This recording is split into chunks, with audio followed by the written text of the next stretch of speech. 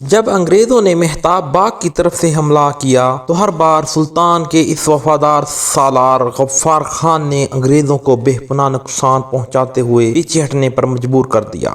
اس موقع پر سلطان کے غداروں نے انگریزوں کا کام آسان کر دیا۔ انہوں نے سلطان کو مشورہ دیا غفار خان کو وہاں سے ہٹا کر کسی اور محاذ پر مقرر کر دیا جائے۔ سلطان ان کی باتوں میں آ گیا اور سید غفار خان کو وہاں سے ہٹا کر دوسری سمت بھیج دیا۔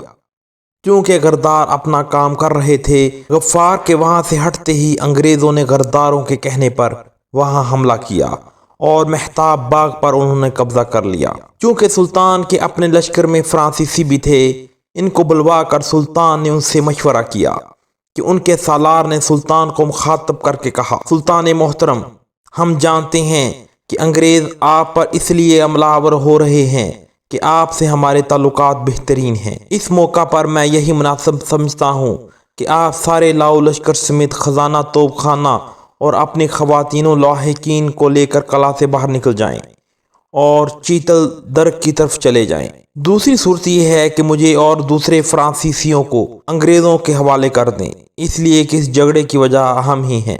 جب فرانسیسی سالار نے سلطان سے یہ کہا تو سلطان نے یہ جواب دیا، تم غریب الوطن ہو اور ہمارے مہمان ہو، لہذا تمہارے لیے ہم ساری سلطنت کی تباہی برداشت کر سکتے ہیں، لیکن کسی حال میں تم کو دشمنوں کے حوالے کرنے پر راضی نہیں ہو سکتے۔ اس موقع پر فرانسیسیوں نے ایک اور مشورہ دیا کہ آپ قلعہ کی حفاظت ہمارے حوالے کر کے اپنے لشکریوں کو ایک طرف ہٹا لیں، ہم انگریزوں کا مقابلہ کرتے ہیں۔ اس سلسلے میں سلطان نے میر صادق سے مشورہ کیا تو وہ غدار کہنے لگا کہ حضور، یہ بات روشن ہے کہ فرانسیسیوں نے کسی کے ساتھ وفاداری نہیں کی۔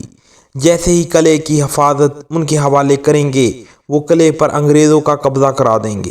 یہ دونوں قومیں اپنی قومیت میں ایک دل اور ایک زبان ہیں۔ فرانسیسیوں کے اصرار پر سلطان نے منتقل ہونے کا فیصلہ کیا اور سامان بدھوانے کا حکم دیا۔ اس سلسلے میں سلطان نے مجلس سے مشاورت طلب کی اور مشورہ کیا تو اس موقع پر غدار سالار بدر الزمان نے سلطان سے کہا، حرم شاہی، ملکہ عالیہ، خزانہ اور اہل خانہ وغیرہ کو روانہ کر دینے کی وجہ سے آپ کی موجودگی کے باوجود آپ کے جانثار ہمت ہار بیٹھیں گے اور دارالسلطنت کا شیرازہ منتشر ہو کر رہ جائے گا، اور یہ اقدام ہرگز ہمت شاہانہ کے شایان شان نہیں ہے۔ غدار بدر الزمان کے کہنے پر سلطان نے آسمان کی طرف دیکھا اور سر آہ بھر کر کہنے لگا، جو اس کی مرضی ہے ہم اس کی مرضی پر راضی ہیں، اور اس کے بعد سلطان نے اپنی روانگی کا فیصلہ ملتوی کر دیا۔ اس صورتحال کے پیش نظر سلطان پر غداروں کا حال کھل گیا۔ انہوں نے ایک فہرست تیار کی جس پر غداروں کے نام لکھے ہوئے تھے اور اپنے جانثار امیر معین الدین کو بلوایا اور طے کیا ہوا کاغذ اس کے حوالے کیا اور کہا، اس پر چند اشخاص کے نام لکھے ہوئے ہیں، میں ان کے قتل کا حکم تحریر کر چکا ہوں، چنانچہ آج رات کو اس حکم کی تعمیل کی جائے۔ اتفاق سے ایک خادم جو اس وقت فرش صاف کر رہا تھا، اس کی نظر اس کاغذ پر پڑ گئی۔ اس کاغذ پر میر صادق کا نام بھی لکھا ہوا تھا، لہذا اس نے جا کر میر صادق سے کہا کہ آنے والے شب کو تمہیں قتل کر دیا جائے گا، اور اس کے لیے سلطان نے حکم جاری کر دیا ہے۔ اس موقع پر غداروں نے ایک اور کام کیا۔ کچھ لوگوں کا خیال تھا کہ سلطان اپنے بہترین سالار غازی خان کو زندان سے نکال لے گا، چنانچہ غازی خان وہ سالار تھا جس نے سلطان کے باپ حیدر علی کے دور میں کارہائے نمایاں انجام دیے تھے، اور سلطان کا وہ بڑا خیر خواہ اور جانثار تھا، لیکن غداروں نے غازی خان کو زندان کے اندر ہی مروا دیا۔ اس روز سلطان نے صدقہ و خیرات کے بعد کھانا لگانے کا حکم دیا۔ ابھی پہلے ہی لقمہ لیا تھا کہ شہر کی طرف سے شور کی آوازیں آنی شروع ہوئیں۔ سلطان نے دوسرا لقمہ رکھ دیا اور پوچھا، یہ کیسا شور ہے؟ لوگوں نے عرض کیا کہ آپ کے سالار سید غفار خان کو توپ کا ایک گولہ لگا اور وہ جان بحق ہو چکا ہے۔ سید غفار سلطان کے بہترین سالاروں اور جانثاروں میں سے تھا، لہذا اس کی شہید ہونے کا سلطان کو بہت دکھ ہوا۔ سلطان اٹھا اور کہنے لگا، بس ہم بھی چلتے ہیں۔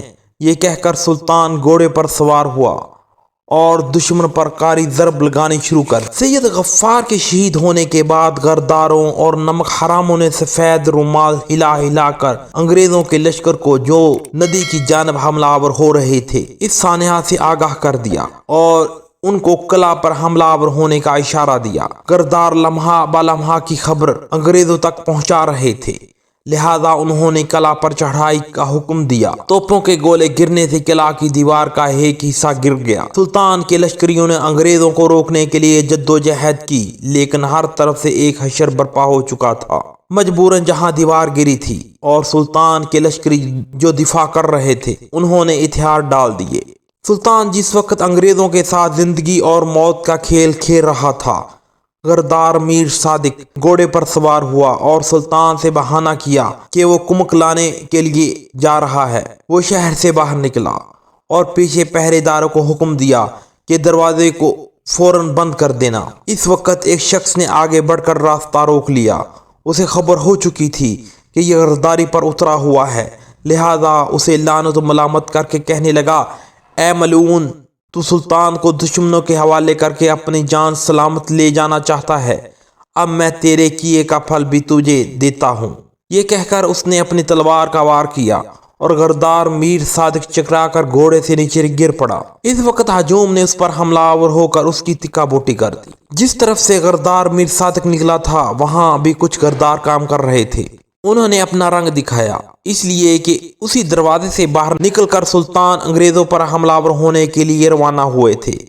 اس کے باہر نکلتے ہی وہ دروازہ بند کر دیا گیا۔ جب سلطان محاذ پر پہنچے تو انہوں نے بانپ لیا کہ اس کے سالاروں اور کچھ سرکردہ لوگوں نے نمک حرامی کا ثبوت دیا ہے، لہذا جرت اور دلیری کا موقع ہاتھ سے نکل چکا ہے۔ اس وقت جنگ کرنے کا کوئی فائدہ نہیں، اس لیے کہ سلطان کے لشکر کے بہت سے حصے انگریزوں کے سامنے ہتھیار ڈال چکے تھے، لہذا سلطان پلٹا تاکہ قلعہ میں داخل ہو۔ جب وہ دروازے کے پاس آیا جس پر غدار تھے اور جس سے میر صادق نکلا تھا تو سلطان نے دروازہ کھولنے کا حکم دیا، لیکن نمک حراموں اور غداروں نے دروازہ کھول کر نہ دیا، اور یہ دروازہ نجات کا وہ واحد راستہ تھا جہاں سلطان کھڑا دروازہ کھولنے کے لیے کہہ رہا تھا، لیکن کسی نے دروازہ نہ کھولا، جبکہ انگریز بڑی تیزی سے اسی دروازے پر حملہ آور ہونے کے لیے بڑھ رہے تھے۔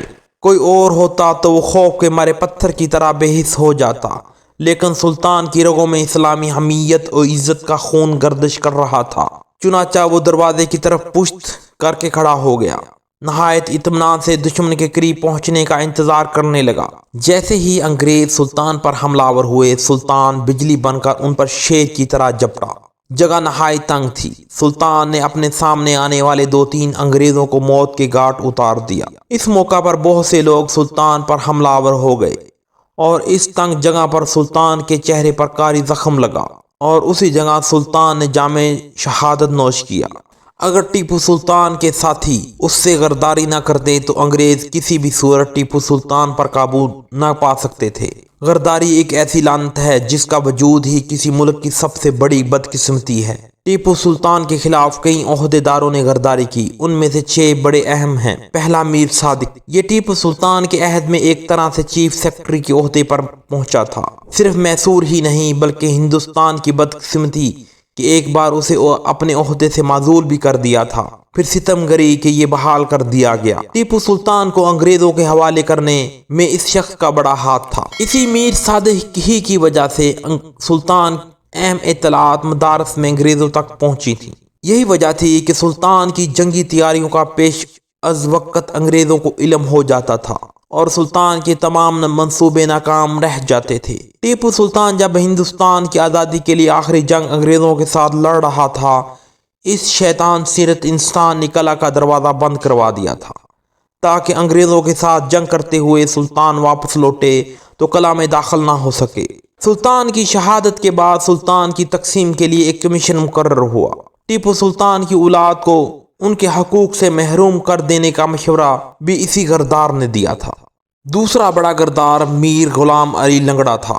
یہ بہت چالاک، تیز اور عیار تھا۔ سلطان نے اس پر اتنی مہربانی کی کہ اسے ترکی میں اپنا سفیر بنا کر بھیجا۔ حد درجہ کا بے ایمان، بد دیانت، دھوکے باز انسان تھا۔ ترکی سے جب واپس آیا تو ترکی کی حکومت نے سلطان کے لیے بہت سے تحائف بیچے جو اس نے سلطان کو دیے ہی نہیں۔